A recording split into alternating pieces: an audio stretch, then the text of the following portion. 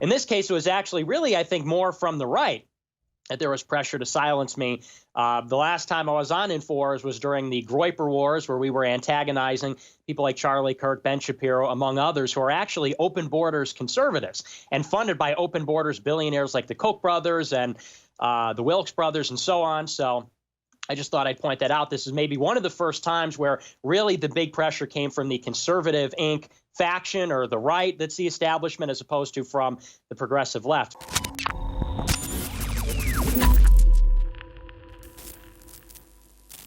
We've had Nick on before. If you've been following him, he's been turned into a controversial figure for just, his opinion that he, is not going to back down from. So we salute him from that, despite all the bullying he's received.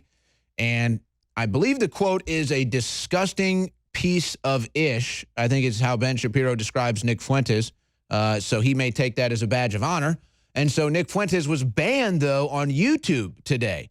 For what? Well, they say hate speech. I'm not clear of any hate speech that I've ever heard from Nick Fuentes, so we'll see if he can clear the record for us. Nick, thanks for joining us.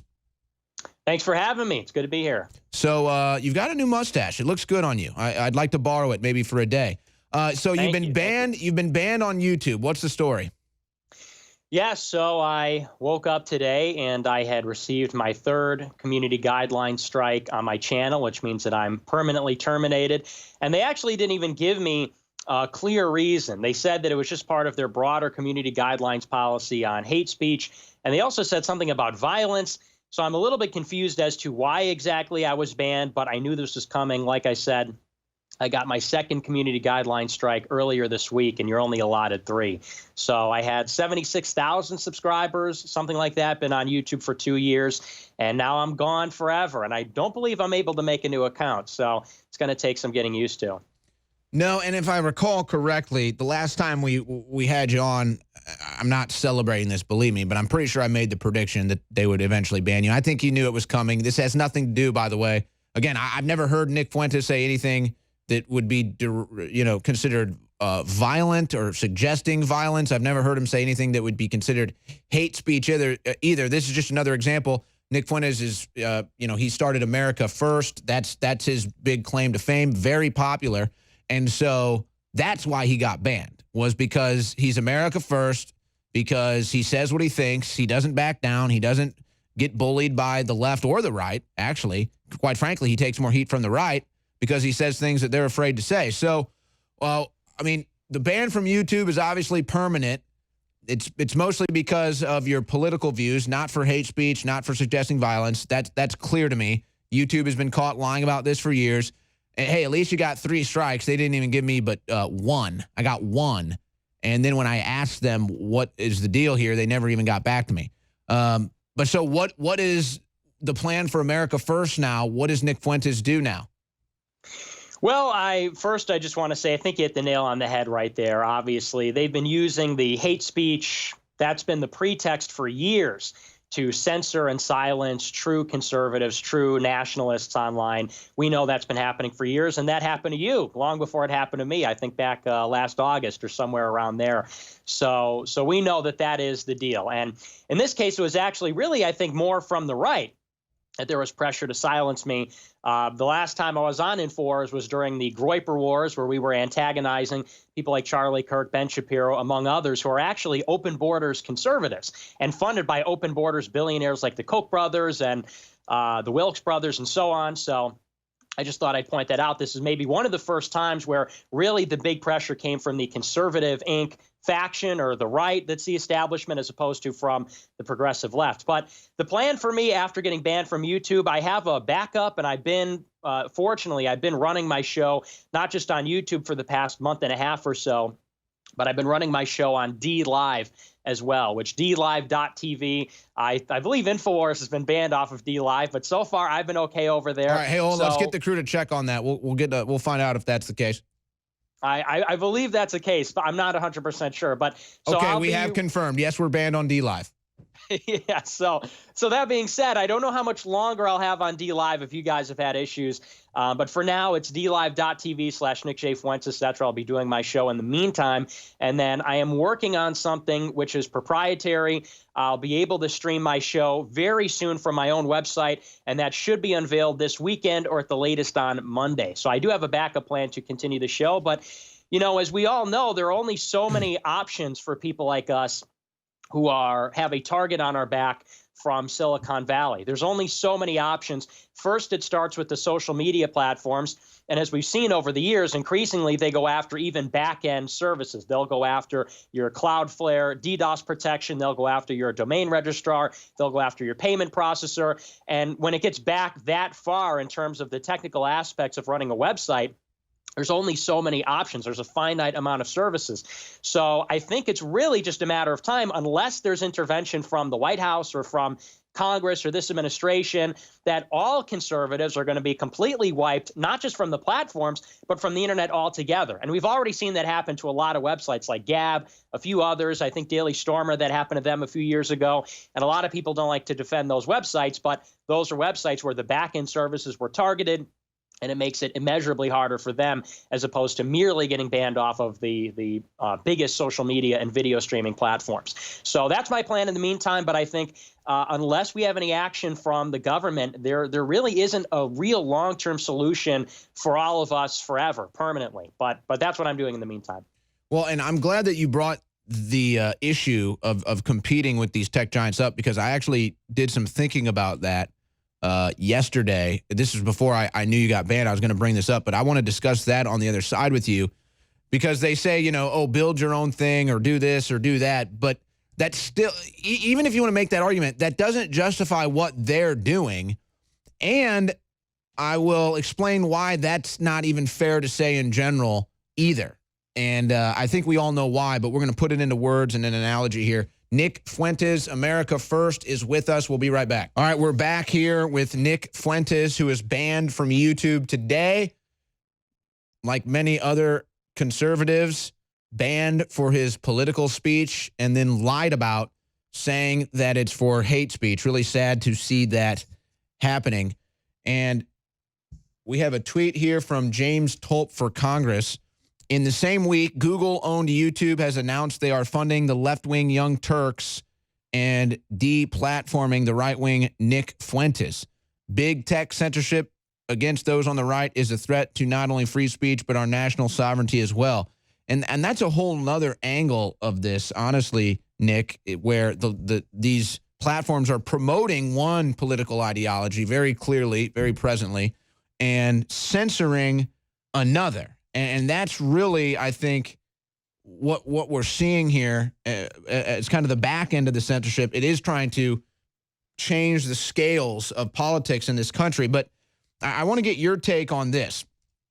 Here's why I don't like the whole build your own thing. Yeah, that's capitalism. Yeah, that's the free market. I appreciate that. However, it's like asking somebody to play against you in a video game with a broken controller. It's like asking somebody to build a house and compete with them when you've got cheap grade Chinese steel and they've got strong American steel.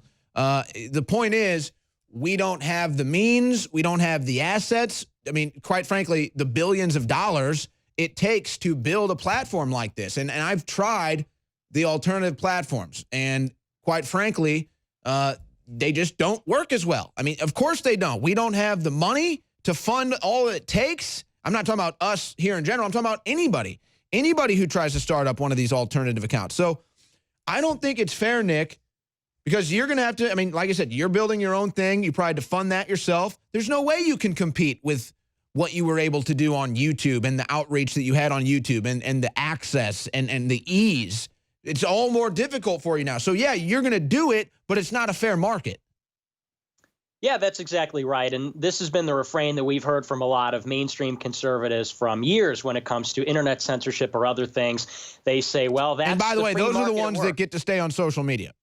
Yeah, right. And that should be added as well. All the people that are perfectly safe, all the people that will never have to worry about being banned, their take invariably is that YouTube is a private company or Google is a private company, Twitter is a private company, and therefore all their editorial decisions are perfectly okay. And there's actually legal problems with that argument. But like you said, even if you were to look at it on its face without looking at things like Section 230 of the Communications Decency Act and the dubious nature of whether that's really a free market, of course, we all know that nobody can compete with Google. Nobody can compete with Alphabet. Nobody can compete with Facebook. I think Facebook has something like 2 billion monthly active users. I'm not sure exactly the figures, but we all know that what these various social media companies constitute are monopolies or an oligopoly. And so you're right, there really is no such thing as a fair playing field when it's somebody like me, where I had 76,000 subscribers on YouTube, which is maybe more than your average person. But clearly, this is nothing compared to the billions of people that use YouTube as their go-to video streaming or video playback platform. And we all know that. So I will be trying to build my own service, but I think it's important to note, as you said, that just because we're going to be resilient, as you have been on InfoWars as well, conservatives are some of the most resilient people out there when it comes to new media. Just because we're able to bounce back and we're able to be resilient and tackle these problems, it doesn't mean that what's happening is right or it shouldn't be called out as wrong, because it isn't. If we view Twitter and YouTube and all the rest as a kind of digital public square, it may not violate the letter of the First Amendment, which applies to the government abridging free speech. But we know that it most certainly violates the spirit of a free society and the First Amendment, which is that political speech, and more particularly political dissent, must be tolerated, must be accepted, and promoted in the public square to actually have a free society. And we all know that's going away. Increasingly, even campaigns are relying almost totally on social media. Donald Trump wouldn't have won in 2016 if it wasn't for his campaign's ability to use social media, and all his proxies or all of his influencers on social media promoting his campaign separately from the campaign. We know that even Michael Bloomberg to this day is taking out, I mean, I don't know how much money he's spending on his campaign. Hundreds of millions, dollars. yeah. It's crazy. I think he's pledged billions for this election, and certainly hundreds of millions will be spent online. So the idea that people can just be arbitrarily tossed out of that process, that people can just be arbitrarily eliminated from being a part of that because we're still living with this like 19th century mentality that Google is the same as, I don't even know, like a general store, I don't think that makes sense to anybody. That's not right to anybody. So we're going to be resilient. We're going to try and survive as long as we can. But as you said, it's certainly not fair. And there is no long-term solution just in us trying to cobble together something. The real long-term solution is going to come from regulation and from possibly a Republican White House. Which is sad that it has to come to that, because these people have engaged in such, political discrimination is really what it is at the end of the day. And quite frankly, I think Nick Fuentes is going to be fine. You have a big audience. You have a great brand, America First. It's going to be, a struggle for you. You're a young guy, though. I think you're going to be resilient. But guess what? Not everybody has what Nick Fuentes built. A lot of people that may be trying to build that or may just be using YouTube for whatever they're doing that get erased, and we don't ever hear from them again.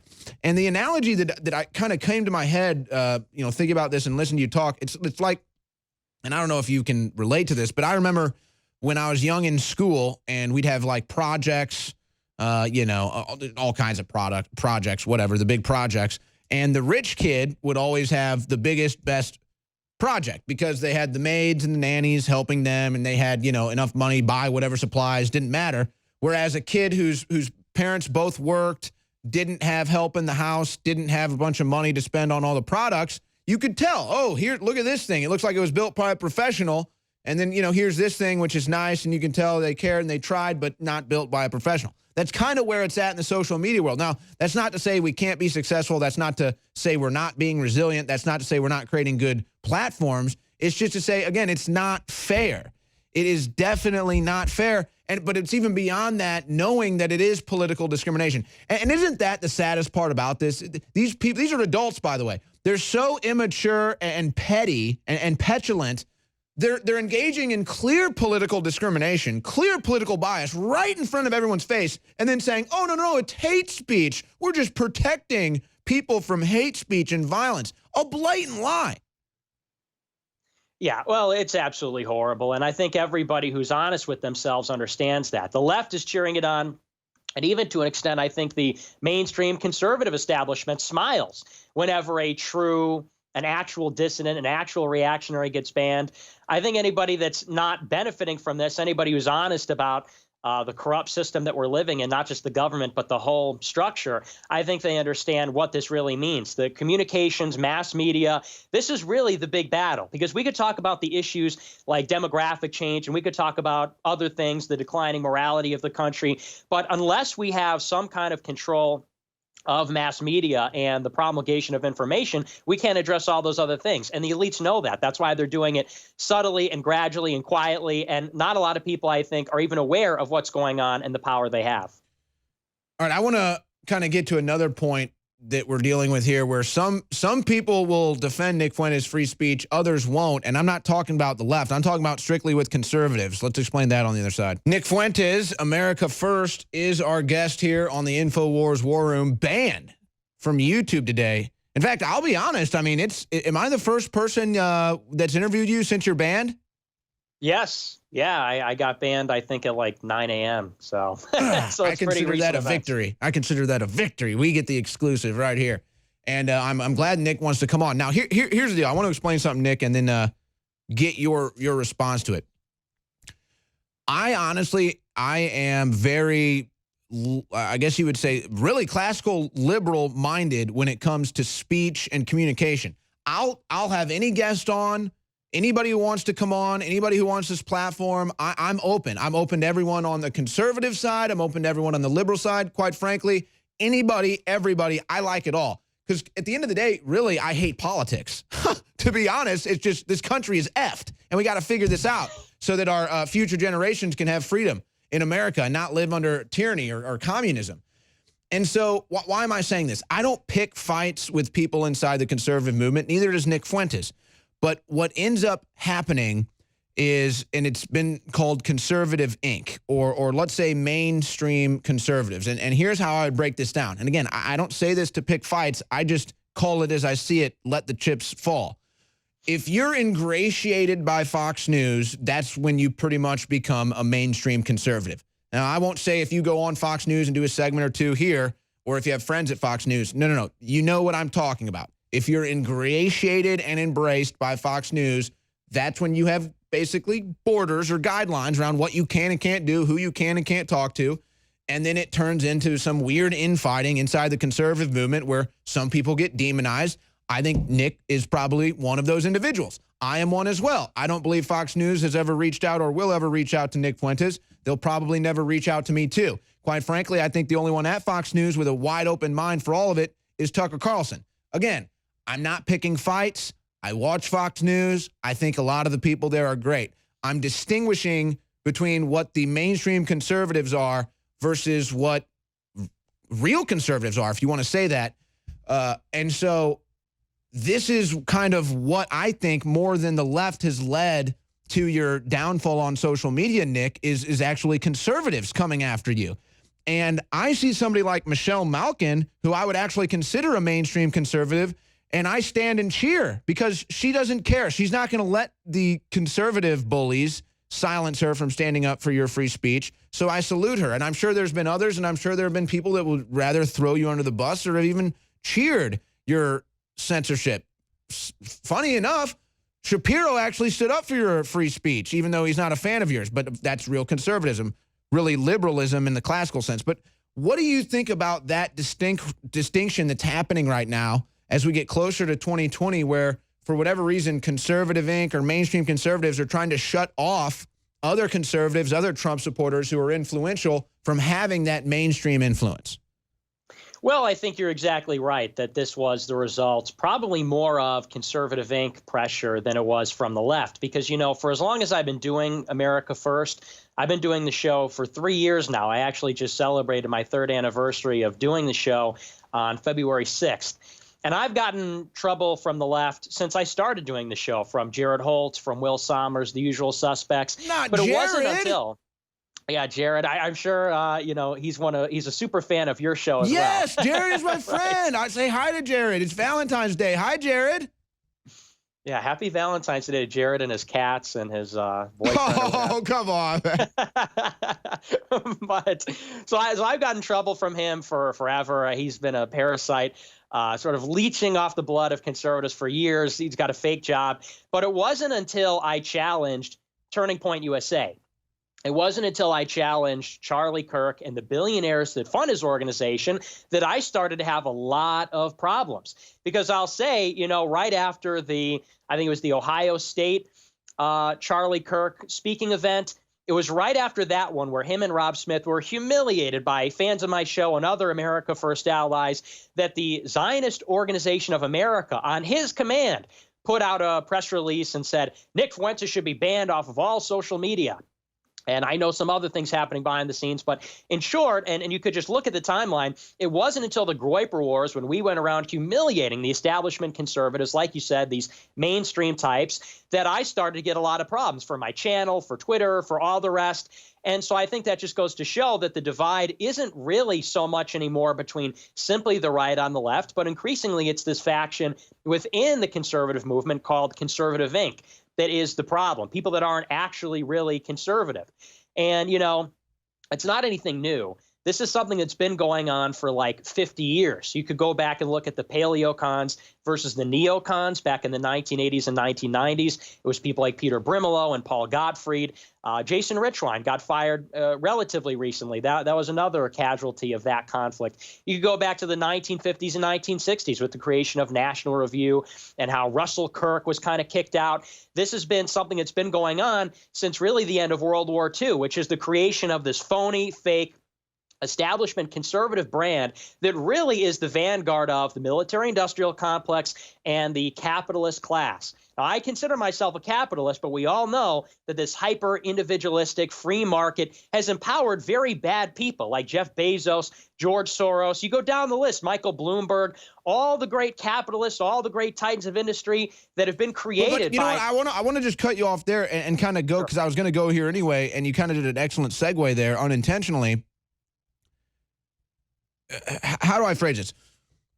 Because this is really, to me, more about the military-industrial complex. And people will come here, and I'm not trying to put words in anybody's mouth, and you can choose to respond to this if you'd like, but people will say, oh, you hate Jews, or that's your big thing is you hate Jews. Well, as far as I can tell, I've never seen you say anything about hating Jews. You simply say, and quite frankly, I agree with you. You don't like our foreign policy and our foreign relation with Israel. You think they have way too much influence on our foreign policy in the Middle East, which has led to an abuse of the military-industrial complex and horrible foreign policy in the Middle East. Now, to me, most fair-minded conservatives or even leftists, when you just lay it out like that, would agree. But for some reason, when Nick Fuentes points that out and gets really popular, he gets shut down. Yeah, that's exactly right. And that's exactly what happens, because you do have people on the left who are obviously critics of war, people that are critics of the neoconservative establishment, the Iraq War, the Afghanistan War, and so on. And even the Young Turks, who you pointed out earlier, they just got investment from Google. They just got investment from YouTube. Yeah, and weren't they funding Chunk Yogurt's campaign, too, in California? Yeah, I believe so. Yes, I believe there were contributions. Right. So they're pouring money into the coffers of these like left-wing progressives who actually say a lot of the same things. And this is a pretty recurring theme where right-wing people talk about some of the same problems from a right-wing perspective, whether it's the military-industrial complex or we're talking about demographic change. We're talking about all these things. And the left people talk about it from a left-wing perspective, and that's okay. That's fine. That just goes to show that they're, real populists. But we talk about that stuff and we're Nazis. And it's true. If you watch my show, it is not, they try to make me out like I'm this, skinhead white nationalist or something. If you watch my show, it is a pretty moderate show. It's a very Christian, conservative, mainstream message. It's just issues that the establishment does not like us to broach. It's issues that, why Bernie Sanders, I think, is being railroaded in the DNC Democratic primary right now, why Donald Trump was attacked so much from the establishment back in 2016. It's all part of the same conflict, which is between nationalists and globalists. And us on the right, we have to acknowledge who are our real friends and who are our enemies. Somebody like Ben Shapiro, as you pointed out, he did put out a tweet which I guess, was in defense of me. What did he say? He said, "Oh, he's an evil, terrible, disgusting loser, and I hate him," and so on. No. It's Nick Fuentes is an absolute disgusting S show. But if he was banned for his idiotic garbage viewpoints rather than for violent threats, YouTube shouldn't be deplatforming him. So we'll call that a defense if you want. Hold your nose, hold your ears, and close your eyes. And yeah, Nick Fuentes should exist. Oh, well, Nick, if you do shave your head bald and be a skinhead, I have this super silver skin cream that I recommend in case you have a bald head. All right, final segment here with Nick Fuentes, America First, banned on YouTube today. How dare he? I want to bring up a couple other stories, actually, with Nick here, and then just get some closing comments from him, fresh on a YouTube ban. This is the kind of crap, though, that normally gets people banned. Again, we've discussed how with Nick, oddly enough, it more comes from the right than the left. But this is the kind of crap that's usually getting people banned. They're coming after PragerU right now, and this is a deranged comedian that I'm not trying to give so much credence to as much as just use for an example, who tweets out, PragerU is actually dangerous. They're reaching a new, younger audience with this BS conservative propaganda. Yeah, like, less taxes and borders and, how dare we? They trick kids into their thinking their videos are educational, even though PragerU is as much of a real college as Monsters University. Yeah, nobody's enrolling at PragerU. Again, that's just a failed attempt at humor. But there's two examples here, Nick. One, this is what the left does, claiming that you're dangerous just by pointing out facts, which is kind of the mainstream Trump supporter right now that gets bullied just for saying facts. But I think the second part of this is even more true, and really I think with you, you're a young guy. What are you, 23 or something? 21. So yeah, even younger. But that, I think, is what Conservative Inc. was so afraid of with you, is that you were able to get popular amongst young conservatives and young Christians, and you were able to get so popular despite not being ingratiated by the establishment that you started impacting their events that scared them, so they had to strike you down. And I think it is because of that influence with the younger audience. Do you think that's accurate? Or am I wrong? I mean, but to me, it seems like most of your audience is college-aged or younger.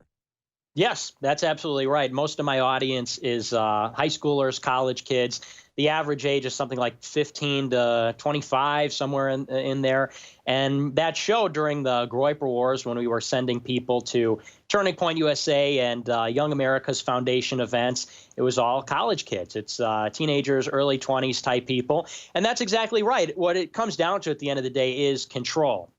And what they want is a system where the only people that can have influence over the minds of millions or thousands or hundreds of thousands are people that are approved, people that have the stamp of approval from a billionaire, from somebody there, from one of the major organizations. Like you said, they're ingratiated in the system. And I think that's why they struck down InfoWars. I think that's why they struck down me. It's because the idea of somebody having influence who they don't have on strings scares them. Because if we start to introduce ideas that are harmful to the interests of them or of their donors, and we start to influence voters or a mass movement, well, obviously their whole house of cards begins to come down.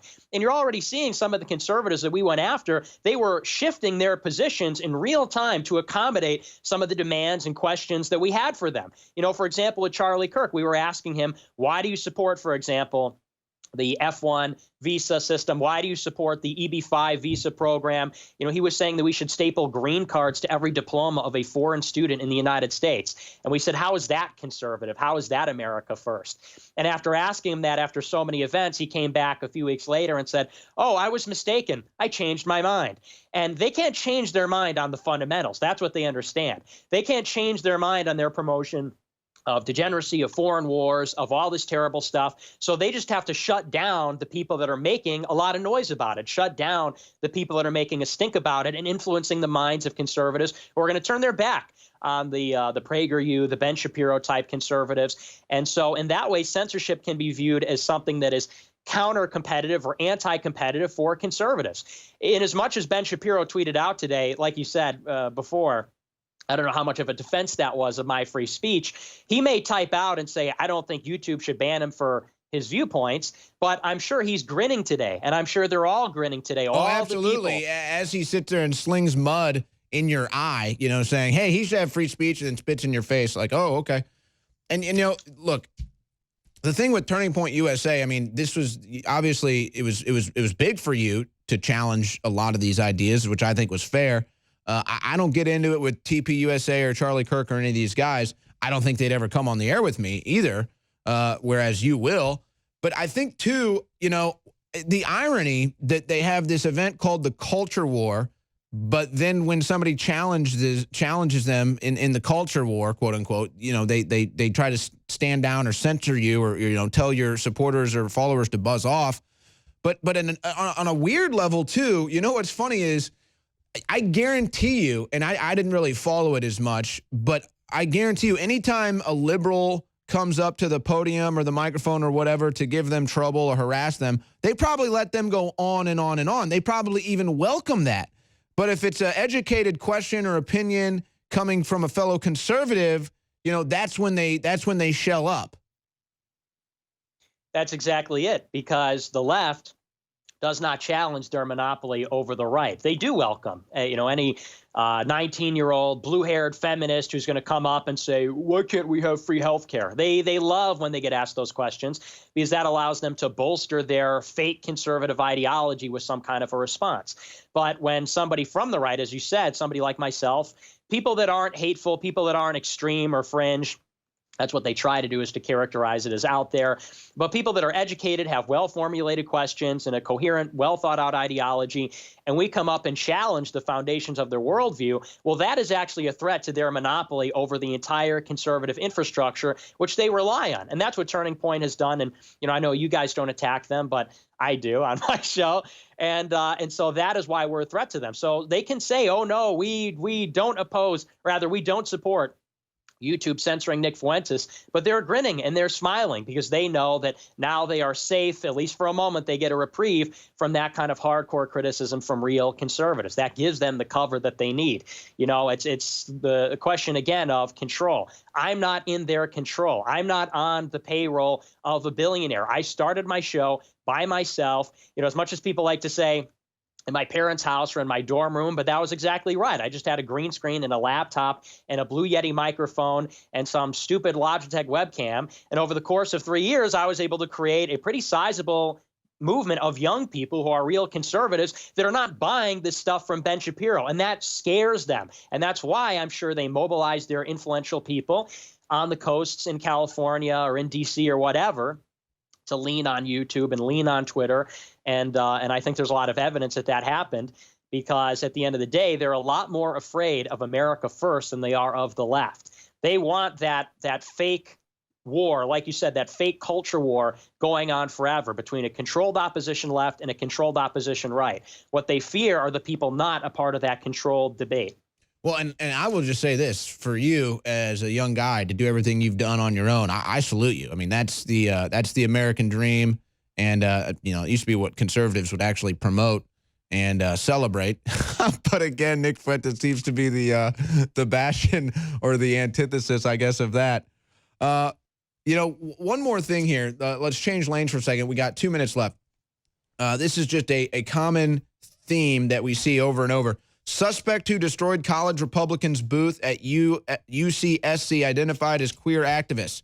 So we got all these leftist activists, you know, the LGBTQ people, the Occupy people, whatever, Antifa threatening Republicans. In fact, I think it was another place actually just had their another Republican headquarters just got firebombed, I think in Georgia or something. Anyway, there's been dozens of times.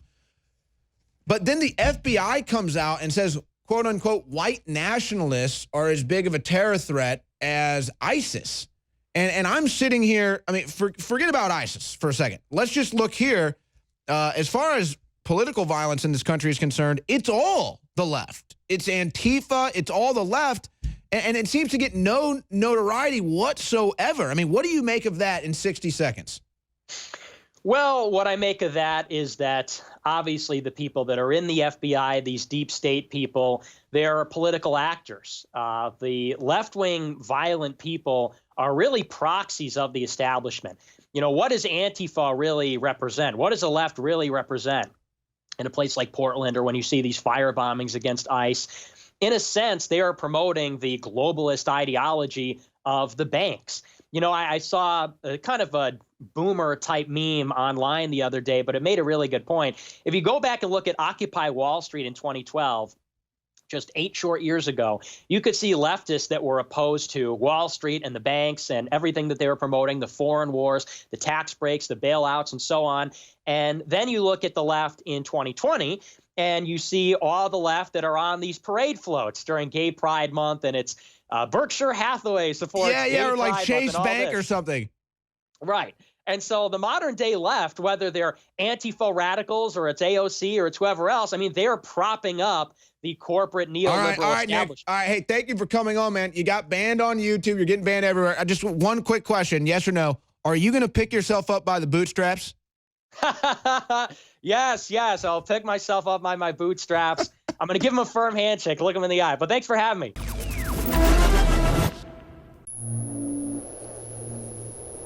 InfoWars, the most banned network in the world. Let's just pull back from this. Bill and Melinda Gates had a giant drill of 65 million people dying from a virus escaping in China 3 months ago. Then they fund and help develop a TV show for Netflix, a docu-series that cast Bill and Melinda Gates as the saviors of the earth, financing vaccines for a worldwide pandemic of flu they predict that will kill hundreds of millions, and of course other vaccines like coronavirus. So they even have TV shows on Netflix coinciding with all of this unfolding, and they try to hide the fact that they're deeply involved in the production of the show. But at the end of the show, you learn that they've been there all along and had chosen to pick this maverick scientist to develop this wondrous one-size-fits-all flu vaccine that everyone needs to take, and that bad people that won't take the vaccines, they're the problems. So we're all going to be taught the incredible fear of the coronavirus and cities locked down and checkpoints and all of this incredible information. And then we're taught that the saviors are the United Nations and Bill and Melinda Gates. We have had sources through the big food industry and through several major food suppliers that institutional groups, governmental groups, corporate groups are buying up all the food, and that the food prices, raw food prices, are skyrocketing. Well, that indeed is now happening, and you're now seeing that in the news today. And storable food is selling out everywhere. Most of the big storable food suppliers are already sold out because they sold out to big institutional groups. My Patriot, that puts out InfoWars Select, that's their entire line of food, just an InfoWars sticker on it, still has food.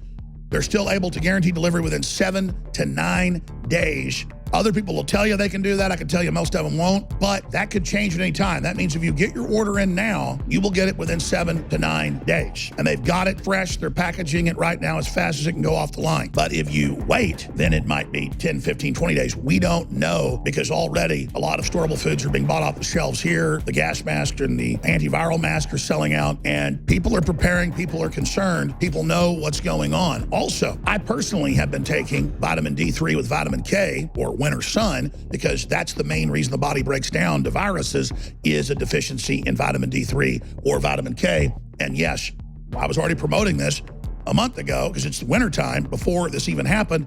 We are selling out of our vitamin D3 that's organic and high quality winter sun. I'm going to keep it at the discounted price, I guess, until it sells out, because that's the right thing to do. But it's pretty scary that that's happening. And again, you go to InfoWarsStore.com, get the highest quality storable food, fresh, last 25 years, in good, high quality plastic sealed containers, with the then containers inside of that as well. Great for transport. This is all just a reminder, with the economic crises and with the election looming and the globalists trying to cause a civil war and race war, that now it's more important than ever to have a get out of Dodge plan and to have storable foods and water filtration. And InfoWars has been right on the front lines of getting people prepared. So whether it's the Alexa Pure water filtration system, that's still discounted despite the fact they're selling very fast. Those are probably going to sell out in a few weeks at projection. rations, the food, again, at My Patriot, that private labels ours, they're selling out very, very quickly. We have the lowest prices you're going to find from My Patriot or any other distributors at InfoWarsStore.com. In fact, we were way lower than all of them, but they called yesterday and said, look, our prices have gone way up. You're going to have to raise it up to at least this point. But InfoWarsStore.com has the lowest price you're going to find on the high-quality food from MyPatriotSupply.com, and the order just goes to them every hour, and then they ship it out right there, and then that also funds the InfoWar, which is a 360 win. But the big deal is that,